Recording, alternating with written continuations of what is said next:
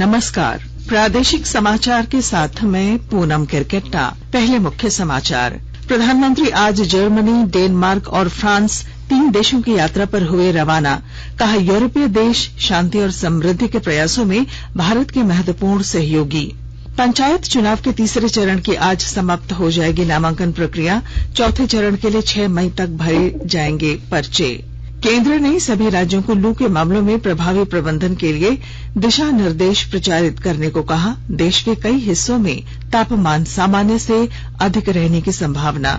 और IPL cricket में कल चेन्नई सुपर किंग्स ने सनराइजर्स हैदराबाद को और लखनऊ सुपर जायंट्स ने दिल्ली कैपिटल्स को हराया। और अब समाचार विस्तार से। प्रधानमंत्री नरेंद्र मोदी आज तड़के जर्मनी, डेनमार्क और फ्रांस की 3 दिन की यात्रा पर रवाना हुए। यात्रा के पहले चरण में वे आज बर्लिन जा रहे हैं। प्रधानमंत्री कल डेनमार्क जाएंगे और बुधवार को पेरिस पहुंचेंगे। यात्रा से पहले श्री मोदी ने एक वक्तव्य में कहा कि उनकी यूरोप यात्रा ऐसे समय हो रही है जब यह क्षेत्र कई चुनौतियों का सामना कर रहा है। उन्होंने कहा कि यूरोपीय देश शांति और समृद्धि के प्रयासों में भारत के महत्वपूर्ण सहयोगी हैं और भारत इनके साथ संबंध और प्रगाढ़ करना चाहता है। प्रधानमंत्री ने कहा कि उनकी जर्मनी यात्रा चांसलर शॉल्स के साथ रणनीतिक, क्षेत्रीय और वैश्विक घटनाक्रमों पर महत्वपूर्ण विचार विमर्श का अवसर उपलब्ध कराएगी। डेनमार्क में प्रधानमंत्री भारत डेनमार्क व्यापार वार्ता में भाग लेंगे और भारतीय समुदाय से मिलेंगे। वे डेनमार्क, फिनलैंड, आइसलैंड, नॉर्वे और स्वीडन के प्रधानमंत्रियों के साथ दूसरे भारत नॉर्डिक शिखर सम्मेलन में शामिल होंगे। श्री मोदी ने कहा कि नॉर्डिक देश नवीकरणीय ऊर्जा, डिजिटलीकरण और नवाचारों में भारत के महत्वपूर्ण साझेदार हैं। इस यात्रा से नॉर्डिक क्षेत्र के साथ भारत के बहुआयामी सहयोग को विस्तार मिलेगा। यात्रा के अंतिम चरण में बुधवार को श्री मोदी पेरिस जाएंगे और फ्रांस के राष्ट्रपति इमैनुअल मैक्रों से मिलेंगे। प्रधानमंत्री ने कहा कि इससे भारत फ्रांस सामरिक साझेदारी के दूसरे चरण की रूपरेखा भी तय होगी। प्रधानमंत्री नरेंद्र मोदी कल कनाडा के ओंटारियो में सरदार वल्लभ भाई पटेल की प्रतिमा के अनावरण अवसर पर सनातन मंदिर सांस्कृतिक केंद्र को ऑनलाइन संबोधित किया। उन्होंने कहा कि सरदार पटेल की प्रतिमा न केवल सांस्कृतिक मूल्यों को मजबूत करेगी बल्कि दोनों देशों के संबंधों का प्रतीक बनेगी। प्रधानमंत्री ने कहा कि भारत कभी भी दूसरों को हानि पहुंचाकर अपने उत्थान के सपने नहीं देखता। श्री मोदी ने कहा कि भारत न केवल एक राष्ट्र बल्कि एक विचार और संस्कृति भी है। वह हमेशा वसुधैव कुटुंबकम की बात करता है।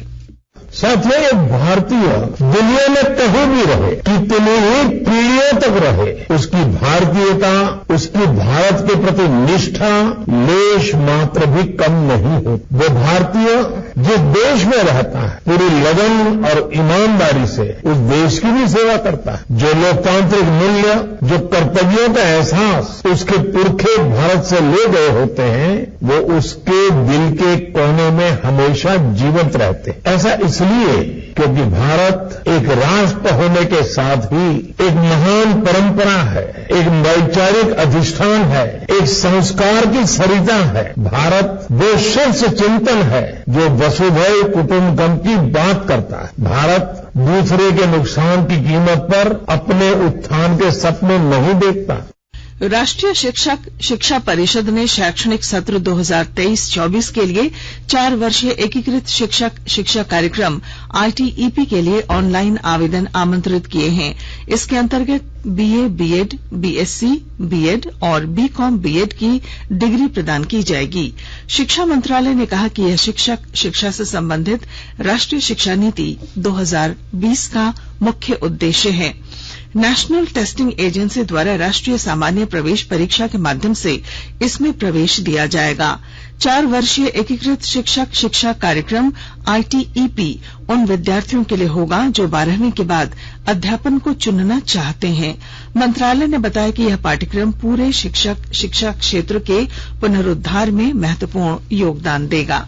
नीति आयोग द्वारा आकांक्षी जिला कार्यक्रम अंतर्गत प्रतिमाह जारी किए जाने वाले डेल्टा रैंकिंग में बेहतरीन कार्य करने के लिए रामगढ़ जिले को मार्च की डेल्टा रैंकिंग में पूरे देश में 6ठा स्थान प्राप्त हुआ है।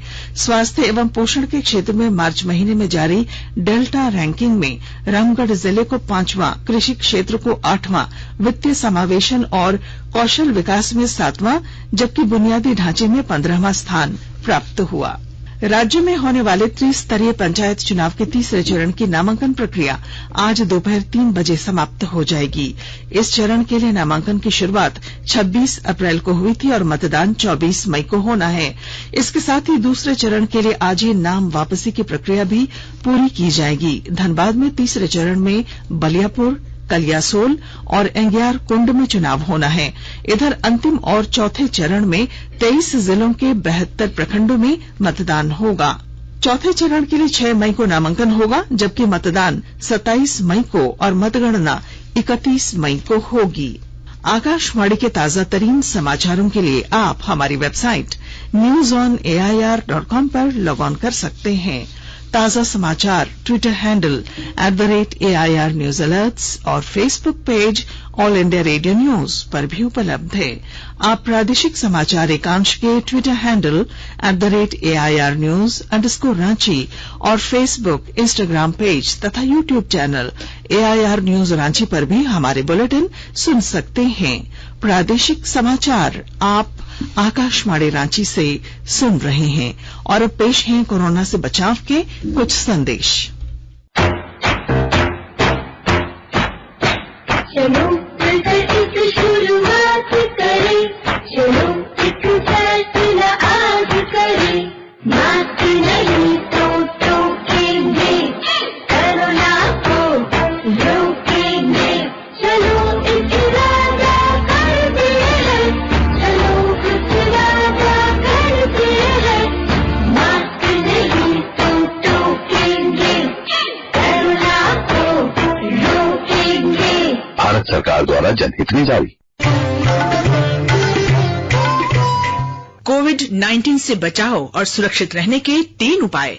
मास्क लगाएं, 2 गज दूरी है जरूरी, सुरक्षित दूरी रखें, हाथ और मुंह साफ रखें। प्रादेशिक समाचार में आपका फिर स्वागत है। केंद्र ने सभी राज्यों और केंद्र शासित प्रदेशों को लू के मामलों में प्रभावी प्रबंधन के लिए सभी जिलों में लू से संबंधित बीमारियों पर दिशा निर्देश दस्तावेज प्रचारित करने को कहा है। राज्यों और केंद्र शासित प्रदेशों के सचिवों को लिखे पत्र में केंद्रीय स्वास्थ्य सचिव राजेश भूषण ने कहा कि इस साल मार्च से मई तक के लिए भारतीय मौसम विभाग द्वारा जारी मौसमी और मासिक पत्र के अनुसार देश के कई हिस्सों में अधिकतम तापमान सामान्य से अधिक रहने की संभावना है। देश के मध्य, पश्चिमी और उत्तरी क्षेत्रों में तापमान काफी अधिक रहने के आसार व्यक्त किए गए हैं। कई जगहों में तापमान 46 डिग्री तक पहले ही पहुंच चुका है। जीवन बीमा निगम का प्रारंभिक सार्वजनिक निगम IPO आज एंकर निवेशकों के लिए खुलेगा, जबकि यह 4 मई से 9 मई तक आम जनता के लिए उपलब्ध रहेगा। LIC IPO 17 मई को शेयर बाजारों में सूचीबद्ध किया जाएगा। देश की सबसे बड़ी जीवन बीमा कंपनी का प्राइस बैंड 902 रुपए से लेकर 949 रुपए प्रति शेयर निर्धारित किया गया है। LIC ने खुदरा निवेशकों और पात्र कर्मचारी श्रेणी को 45 रुपए प्रति शेयर की छूट दी है। पॉलिसी धारक श्रेणी में 60 रुपए प्रति शेयर की छूट मिलेगी। प्रत्येक शेयर का फ्लोर प्राइस उसकी फेस वैल्यू का 90.2 गुना होगा। साहिबगंज जमालपुर रेल खंड पर एक नई ट्रेन चलाने का विस्तार हुआ है। 3 मई के बाद साहिबगंज जमालपुर रेल खंड में हावड़ा जयनगर और जयनगर से हावड़ा के लिए 13031 के नंबर से गाड़ी चलेगी। कोरोना के कारण देशव्यापी लॉकडाउन के समय सभी ट्रेनों का परिचालन बंद कर दिया गया था। अब हावड़ा से जयनगर और जयनगर से हावड़ा तक चलने वाली इस ट्रेन से लोगों को काफी सुविधा होगी। स्टेशन मास्टर अमित कुमार ने बताया कि पहले जो ट्रेन चल रही थी वही ट्रेन अब स्पेशल ट्रेन के रूप में एक्सप्रेस के फेयर के साथ स्टेशनों पर पूर्व की तरह ही रुकते हुए जयनगर से हावड़ा तक चलाई जाएगी। पलामू टाइगर रिजर्व क्षेत्र की निगरानी वनरक्षी अब बाइक से घूम घूम कर करेंगे। इसके लिए 40 बाइक की खरीदारी की जा चुकी है। विस्तृत ब्यौरा दे रहे हैं हमारे संवाददाता। पलामू टाइगर रिजर्व में वन्यजीवों की निगरानी बाइक से होगी। पीटीआर ने पहले चरण में 40 बाइक वनरक्षियों को दे दी है। वहीं दूसरे चरण में भी 40 अन्य वनरक्षियों को बाइक मुहैया कराई जाएगी। पीटीआर के डायरेक्टर कुमार आशुतोष ने बताया कि 80 बाइक खरीदने की योजना है। इसमें पहले चरण में 40 बाइक की खरीदारी की जा चुकी है। उन्होंने कहा कि पहले चरण में बफर एरिया के वनरक्षियों को बाइक उपलब्ध कराई गई है। 1129 वर्ग किलोमीटर में फैले पीटीआर इलाके में पैदल ही वनरक्षी पेट्रोलिंग करते थे। एक वनरक्षी को 20 से 25 किलोमीटर तक पैदल जाना पड़ता था। इतना ही नहीं, कई बार जंगली इलाकों में इंतजार भी करना पड़ता था। इससे वनरक्षियों को पेट्रोलिंग करने में परेशानी होती थी। अभी फिलहाल पीटीआर में 113 वनरक्षी तैनात हैं, जो दिन रात वन क्षेत्र की निगरानी करते हैं। जसप्रीत सिंह, आकाशवाणी समाचार, पलामू। ईद उल फितर देश में कल मनाई जाएगी। सेंट्रल मून साइटिंग कमेटी ने कहा है कि कल शाम चांद नहीं दिखाई दिया, इसलिए ईद मंगलवार को होगी। पाकुड़ जिले में ईद त्योहार शांतिपूर्ण संपन्न कराने को लेकर प्रशासन ने तैयारी पूरी कर ली है। नगर थाना क्षेत्र के अलावा मुफस्सिल सहित संवेदनशील इलाकों में पुलिस ने फ्लैग मार्च किया और लोगों से शांतिपूर्ण माहौल में ईद मनाने की अपील की। 2 महीने से भीषण गर्मी झेल रहे धनबाद और आसपास के लोगों को अब अगले 10 दिनों तक झुलसाने वाली गर्मी नहीं झेलनी होगी। कल दिन भर धूप रहने के बाद शाम को मौसम का मिजाज बदला। तेज आंधी और बिजली कड़कने के साथ बारिश भी हुई। इससे तापमान में 10 डिग्री तक की गिरावट आई। 3-4 दिनों पहले धनबाद का तापमान जहां 45 डिग्री तक पहुंच गया था, वहीं रविवार को तेज आंधी और बारिश के कारण ये 34 से 35 डिग्री के आसपास रहा।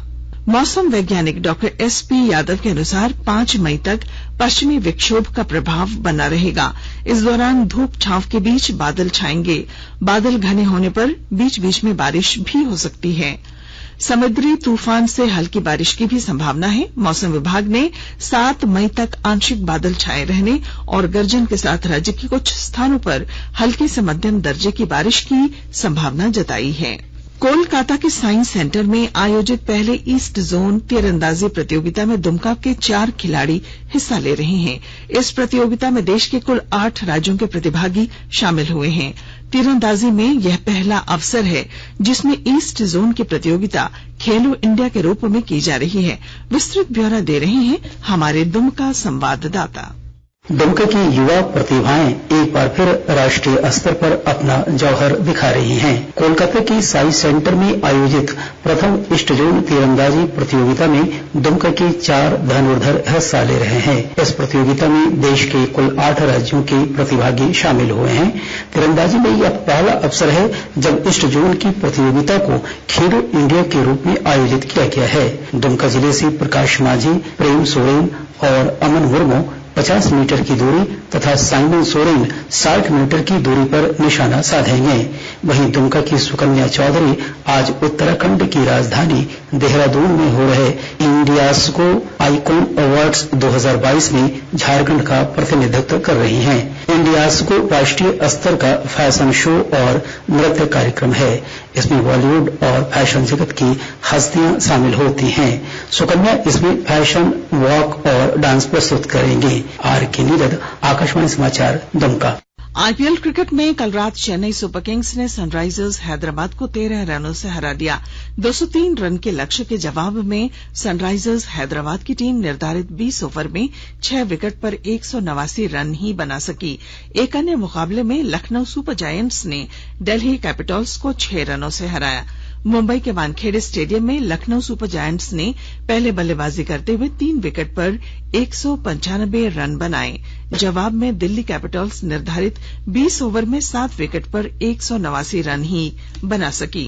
और 75वें संतोष ट्रॉफी राष्ट्रीय फुटबॉल प्रतियोगिता के फाइनल में आज 32 बार के चैंपियन पश्चिम बंगाल का मुकाबला मेजबान केरल से होगा। और अब अंत में मुख्य समाचार। प्रधानमंत्री आज जर्मनी, डेनमार्क और फ्रांस 3 देशों की यात्रा पर हुए रवाना। कहा, यूरोपीय देश शांति और समृद्धि के प्रयासों में भारत के महत्वपूर्ण सहयोगी। पंचायत चुनाव के तीसरे चरण की आज समाप्त हो जाएगी नामांकन प्रक्रिया। चौथे चरण के लिए 6 मई तक भरे जा सकेंगे पर्चे। केंद्र ने सभी राज्यों को लू के मामलों के प्रभावी प्रबंधन के लिए दिशा निर्देश प्रचारित करने को कहा। देश के कई हिस्सों में तापमान सामान्य से अधिक रहने की संभावना। और आईपीएल क्रिकेट में कल चेन्नई सुपर किंग्स ने सनराइजर्स हैदराबाद को और लखनऊ सुपर जायंट्स ने दिल्ली कैपिटल्स को हराया। और इसके साथ ही आकाशवाणी रांची से प्रादेशिक समाचार का ये बुलेटिन समाप्त हुआ। नमस्कार।